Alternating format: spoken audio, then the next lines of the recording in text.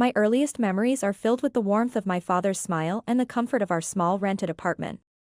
I'm Olivia, and until I was 13, my life was nothing but ordinary in the best possible way. My dad, Ethan, was the kind of father who made everything an adventure. Even though we lived in a modest apartment, he transformed our tiny balcony into a fairy garden and our living room into a fort during rainy weekends. Mom, Diana, was different, more reserved, always scrolling through real estate listings, dreaming of a bigger house and a grander life. Back then, their differences seemed to balance each other out perfectly.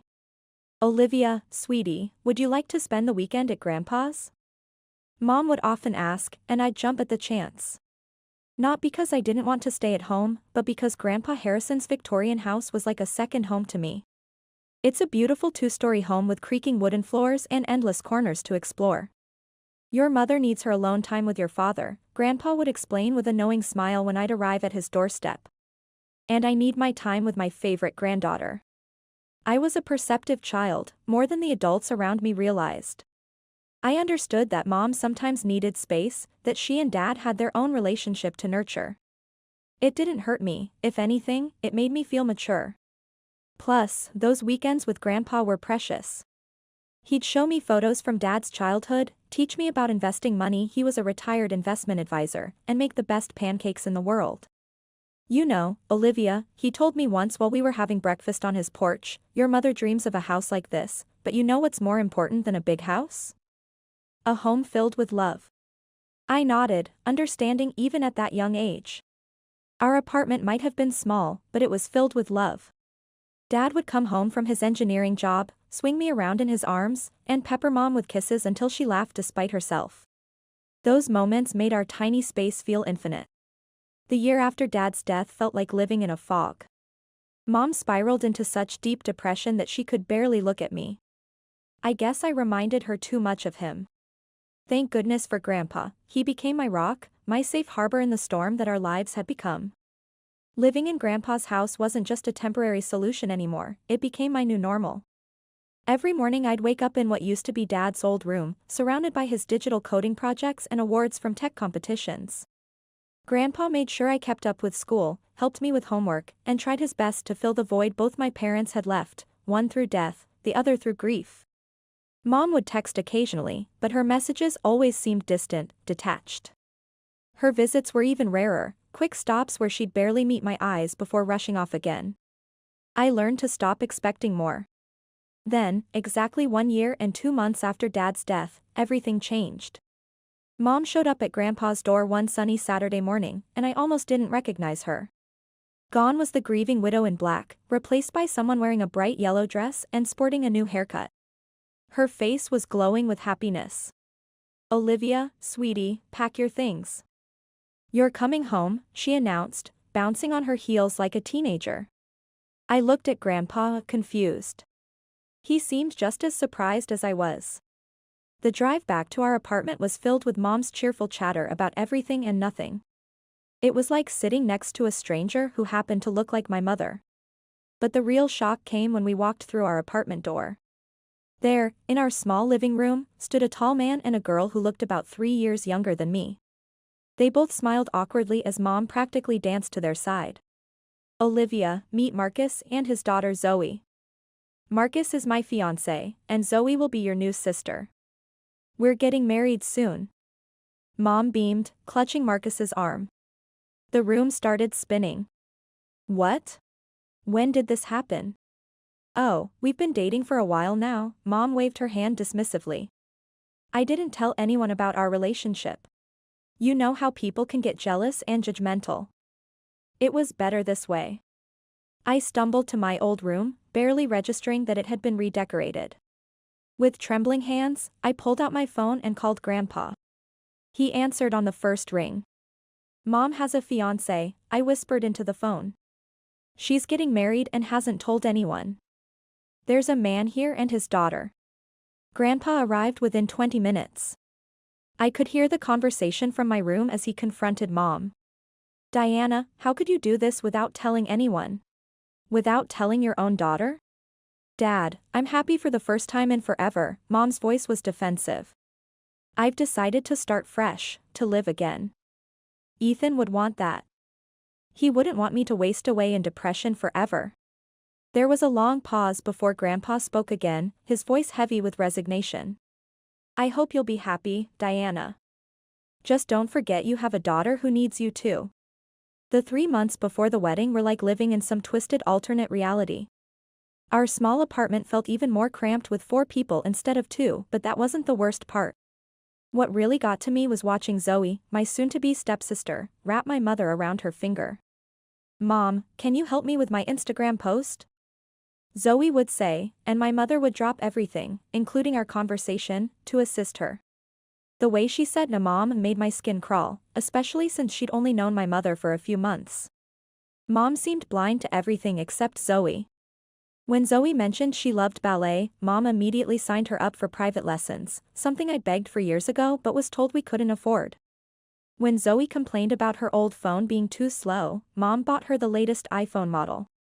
When Zoe wanted to redecorate her side of the bedroom we now shared, Mom took her shopping and spent hundreds of dollars on new bedding, curtains, and decorations. Your sister needs to feel welcome here, Mom would say whenever I tried to point out the disparity in treatment. Stepsister, I'd correct her. And I need to feel welcome too. She'd just shake her head and walk away. The wedding day itself was a modest affair at a local venue, but Mom glowed with happiness. I stood there in my bridesmaid dress, watching as she fussed over Zoe's hair and makeup, barely sparing me a glance. Throughout the ceremony and reception, Mom kept Zoe close, holding her hand, introducing her to everyone as my beautiful daughter. I might as well have been a waitress for all the attention I received. Grandpa gave them a check for $5,000 as a wedding gift, a generous amount by any standard. But I overheard Mom's reaction when she cornered him by the restrooms. Really, Dad? A check? She hissed, her face flushed from champagne and anger. I was counting on you giving us your house. We're a proper family now. We need the space, that townhouse is too small for 4 people. Grandpa remained calm, though I could see the disappointment in his eyes. Diana, you're rushing everything. First the sudden engagement, now this. This house isn't just property to be handed over on a whim. Besides, it's where Olivia spends half her time now. Oh, so that's it, you're playing favorites now? No, I'm being practical. And maybe you should be too. I slipped away before they could notice me, but the conversation haunted me. My mother had changed so much that I barely recognized her anymore. She created this new, perfect family in her mind, with Zoe as the star child and Marcus as the ideal husband. There didn't seem to be any room left for me. So I did what any unwanted person would do, I spent more and more time at Grandpa's house. At least there, I didn't have to pretend to be happy about being replaced. 4 years passed since that moment, and I was about to graduate from high school. Living in that townhouse had become a master class in avoiding conflict.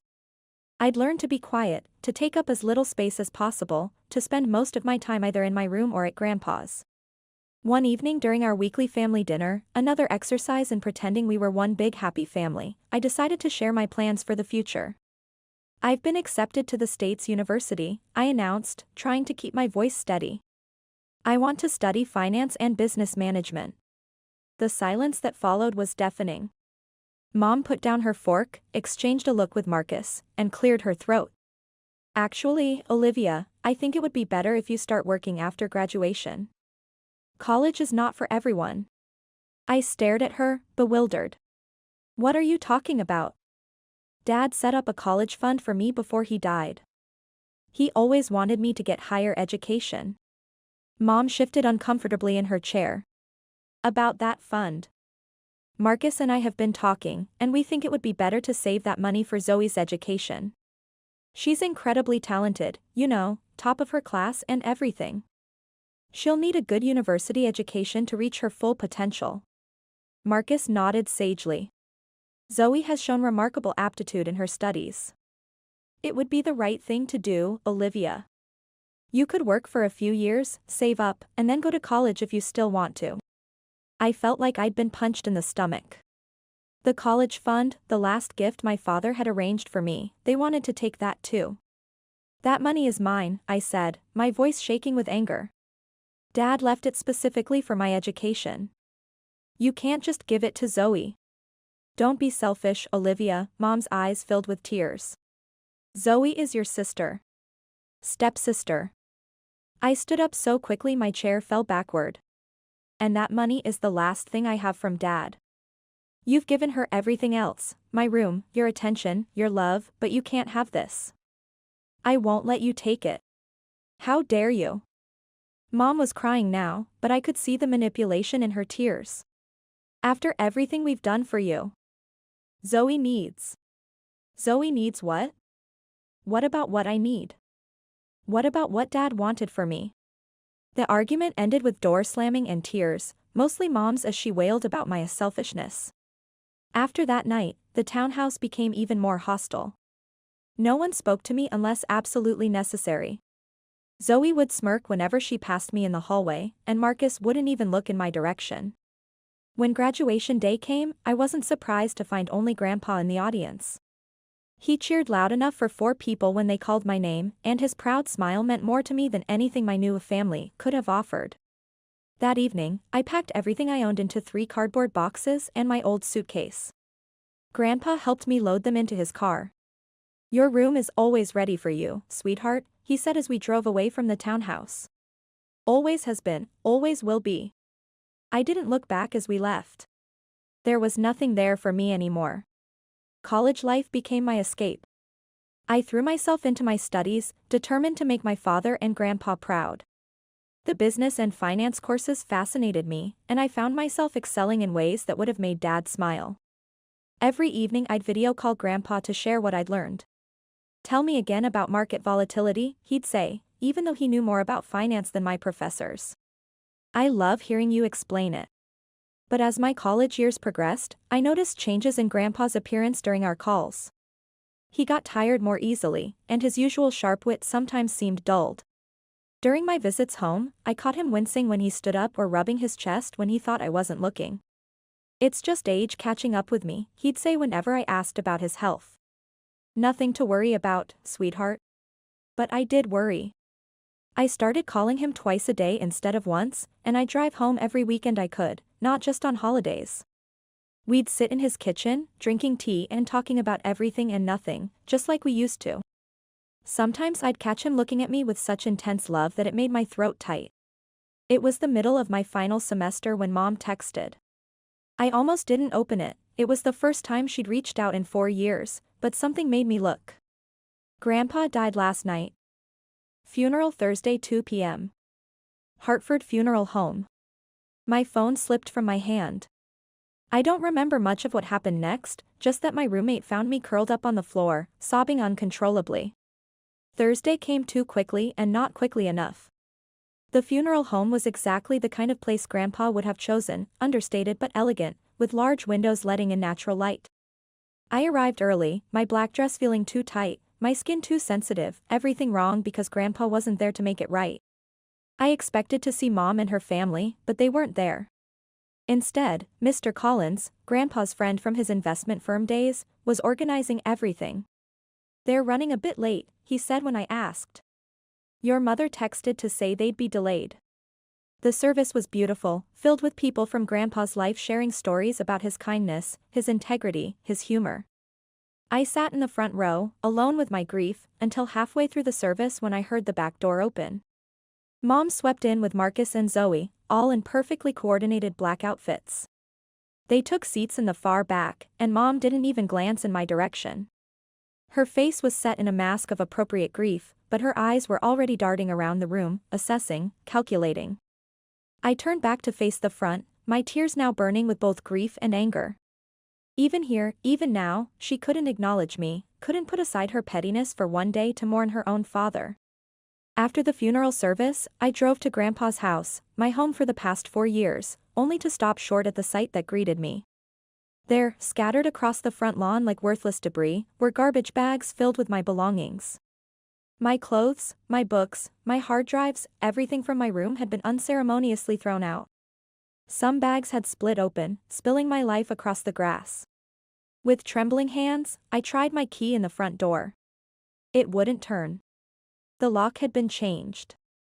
I was still standing there, key uselessly in hand, when the door swung open. Mom stood in the doorway wearing the same black dress from the funeral, but now with an expression of triumph rather than grief. "Oh good, you're here to collect your things," she said, as if she was doing me a favor. "This is my house now. Dad's finally gone, and as his only child, I'm the rightful heir. I've already had the locks changed. We're moving in tonight." I stared at her, unable to process the cruelty of it all. "You couldn't even wait until after the funeral? These are my things, my home." "No, this is my home now," she cut me off sharply. "And you better take your stuff quickly, or it's going in the dumpster. I need to clear the space for Zoe's things." She smiled coldly. "She's getting your old room, by the way. She's always wanted a bigger bedroom." I felt numb as I gathered my belongings, stuffing everything back into the torn bags, trying to collect the scattered photos of Dad and Grandpa from where they'd fallen in the grass. My mother stood in the doorway the entire time, watching me like a security guard, making sure I didn't try to steal anything. The drive back to my college dorm was a blur of tears and disbelief. My roommate helped me carry everything up, not asking questions when she saw my state. A week later, I received an email from a law firm. "Miss Mitchell, this is Mr. Lawson from Lawson and Partners Law Firm. I'm your grandfather's attorney. We need you to join a video conference for the reading of his will. Would Thursday at 10 a.m. work for you?" I agreed, though I couldn't see the point. Mom had made it clear she was the heir to everything. When I joined the video call that Thursday, Mom, Marcus, and Zoe were already there, seated like royalty in their living room. Zoe was examining her manicure while Marcus scrolled through his phone. Mom's eyes narrowed when she saw my face appear on screen. "What are you doing here?" she asked, loudly enough for everyone to hear. "You're clearly not needed for this. We're handling family business." Mr. Lawson adjusted his glasses and began reading from the document in front of him. "I, Harrison James Mitchell, being of sound mind and body, declare this to be my last will and testament." He started with the formal language, but I saw Mom already smiling triumphantly. That smile froze when Mr. Lawson continued. "To my beloved granddaughter, Olivia Mitchell, I leave my house at 1542 Oak Street, along with all its contents and my investment portfolio valued at $475,000. The video conference went deadly silent for a moment, then Mom's voice shattered it. "What? This can't be right." She reached toward her camera as if trying to grab the document, her eyes scanning frantically. "Where's my part? I'm his daughter." Mr. Lawson calmly adjusted the will in his hands. "Mrs. Waters, your father's wishes are quite clear. He leaves everything to Miss Olivia Mitchell. There is no provision for you in the will. This is impossible." Mom's face had turned scarlet. "She manipulated him. She poisoned him against me. I'll sue her. I'll contest this will." "The will is ironclad," Mr. Lawson stated firmly. "Your father had it properly signed and notarized 6 months ago. He was of completely sound mind, as attested by his doctor. Any attempt to contest it would be futile and expensive." Mom's strategy suddenly shifted. The rage in her eyes transformed into tears as she turned to face me on screen. "Olivia, sweetie, please," she pleaded in a honey-sweet voice. "We've already given up our townhouse. We moved everything out yesterday. We have nowhere to go. You can't just throw us out on the street. We're family." I sat up straighter, looking at the email Mr. Lawson had just sent me. Inside were the deed to the house, ownership transfer documents, and all the legal paperwork confirming my ownership. "Family?" I asked quietly. "Like how you threw my belongings onto the lawn before Grandpa was even in his grave? Like how you tried to steal my college fund? Like how you've treated me for the past 4 years? That was different. We were." "This is your problem, not mine," I cut her off, moving to end the call. "I suggest you start looking for a new place to live." I drove straight to Grandpa's house, my house now, but I couldn't get in. I pulled out my phone and called a security company, explaining the situation. When the technician arrived, I showed him my freshly emailed ownership documents. "I'm the legal owner of this house," I explained, showing him the paperwork. "I need you to override these smart locks and then reprogram them. I want to be the only one with access. As the technician worked, I gathered up everything that belonged to Mom, Marcus, and Zoe, all the clothes they'd already unpacked, their toiletries from the bathrooms, Zoe's selfie ring lights she'd already set up in my old bedroom wall. I loaded it all into garbage bags, just as they'd done with my things. When the technician finished and confirmed my biometric access, I dragged all their bags onto the front porch and arranged them neatly. The symmetry of the situation wasn't lost on me, their belongings now sat where mine had been just days ago. As the sun began to set, I heard the familiar sound of Mom's car pulling into the driveway. I watched through the security camera, installed at Grandpa's favorite spot to read his morning paper, as their reactions played out exactly as I'd expected. "What is this?" Mom's shriek could be heard clearly through the closed windows. "Our things. All our things are outside." I opened the door but stood firmly in the doorway as they approached. Mom's face was red with fury, Marcus looked like he'd swallowed something sour, and Zoe was already crying theatrical tears. "How dare you?" Mom stormed up the porch steps. "We live here now. You can't do this to us." "Actually, I can. This is my house now, legally and rightfully. You need to take your belongings and leave. We have nowhere to go." Zoe wailed. "You should have thought about that before giving up your townhouse," I replied coolly. "Not my problem." Mom tried to push past me into the house, but I stood my ground. "Move, Olivia. This is ridiculous. This is our house." "No, it's my house now. And if you don't leave immediately with your things, I'm calling the police to report you for trespassing. After that, all these bags go straight to the dumpster." I then pulled out my phone. "Your choice, Mom. Just like you gave me a choice about my things a few days ago, remember?" The next few minutes were filled with cursing and threats as they gathered their bags. Mom alternated between crying and screaming about how unfair it all was, while Zoe kept saying I'd regret this. Marcus muttered under his breath about contesting the will.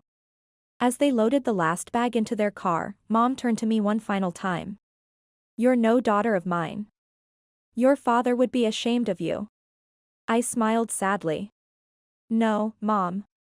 Dad would be proud that I finally stood up for myself." I watched them drive away, their car disappearing around the corner. That was 6 months ago. I'm in my final semester now, about to graduate with honors. The house is being rented to a lovely young family. Their monthly rent payments are helping me build my investment portfolio, just as Grandpa would have wanted. I found his encrypted email in his password manager that first night after everyone left. "My dearest Olivia," it began. "If you're reading this, it means you've already dealt with your mother's reaction to my will. I'm sorry I had to put you through that, but I know Diana too well. I know what she would try to do. You have your father's integrity and my business sense, use them both wisely. The house is yours to do with as you please. Just promise me you'll back up the family digital archives. Some memories are worth keeping, even the painful ones." I kept that promise, along with the others I made to both him and Dad. I'm focusing on my future now, letting go of the past but keeping the lessons it taught me. Sometimes your family isn't the one you're born to. Sometimes it's the one who believes in you, who protects you, who helps you grow. Mom, Marcus, and Zoe still live somewhere in the city. I heard they found a new townhouse eventually. They've tried to contact me a few times, usually when they need something, but I don't respond. Some chapters of our lives are better left closed.